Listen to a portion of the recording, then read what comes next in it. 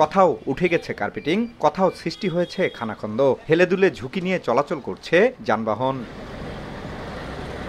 ঠাকুরগাঁও পৌরসভার ১৩৫ কিলোমিটার সড়কের মধ্যে পাকা করা হয়েছে ৮৫ কিলোমিটার, বাকি ৫০ কিলোমিটার সড়ক এখনও কাঁচা। আর যেসব সড়ক পাকা করা হয়েছে তার অধিকাংশই সংস্কার না করায় চলাচল অনুপযোগী।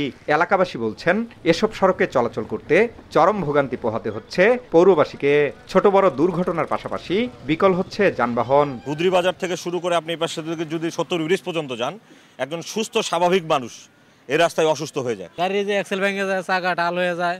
ওই দিন এক্সেল ভাঙছে ১,০০০ টাকা দণ্ডি লাগছে, ১০০ টাকা ভাড়া মারতে আসে। পাইসেন পিরিয়ডে আমি দেখছি যেরূপ কাঁচা রাস্তা ছিল ওর চেয়ে আরও বেশি খারাপ হয়েছে এই রাস্তা। সেই মেয়রে খালি যা বরাদ্দ হয়েছে সব পকেটে ঢুকাইছে।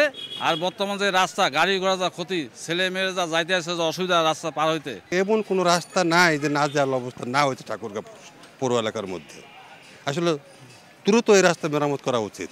শীঘ্রই ব্যবস্থা নেওয়ার আশ্বাস স্থানীয় সরকার বিভাগের। সংস্কার এবং মেরামত যদি করতে হয় সেক্ষেত্রে আমাদের হিউজ অ্যামাউন্ট লাগবে, যেটা এই মুহূর্তে পৌরসভা নেই।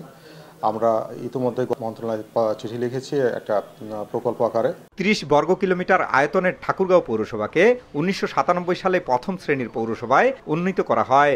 বর্তমানে এ পৌরসভায় প্রায় ১.৫ লাখ মানুষ বসবাস করেন।